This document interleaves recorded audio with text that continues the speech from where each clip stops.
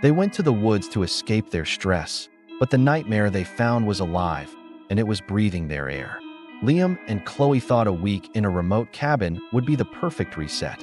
The city, with its noise and demands, had frayed their nerves. Here, surrounded by the quiet hum of the forest, they hoped to find peace. The first 2 days were idyllic. They hiked, read by the fireplace, and felt the tension melt away. But then came the smell, a faint, earthy odor like damp soil after a heavy rain, but with a sickly sweet undertone. It seemed to come from the basement.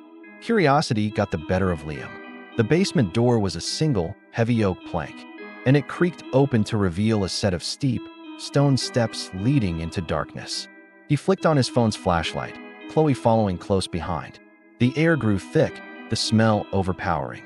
And there, in the far corner, they saw it. Sprawled across the damp stone wall was a growth unlike anything they had ever seen. It was a fungus, but it pulsed with a soft, internal, bioluminescent light. Its surface was a mesmerizing tapestry of deep purples and iridescent blues, veined with what looked like black capillaries.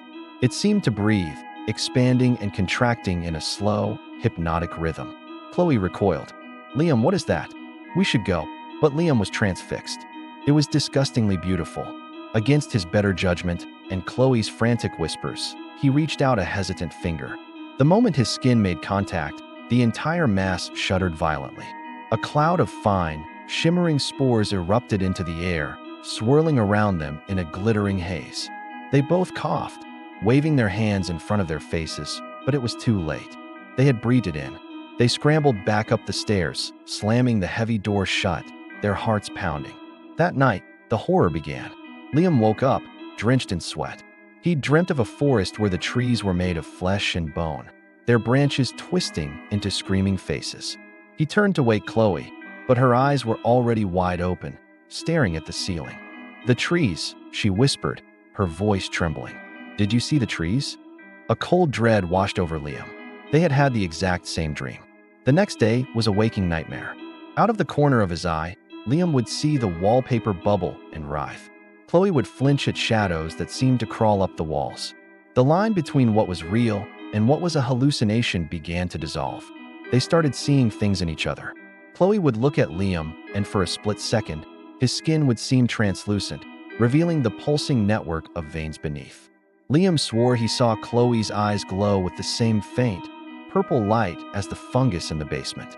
Paranoia took root. Was he hallucinating, or was she changing? Was she even Chloe anymore? They stopped talking, communicating only in sharp, suspicious glances. The cabin itself was transforming. Fine, fungal threads, like spider webs, began creeping from the floorboards. Small, mushroom-like growths sprouted from the damp corners of the bathroom.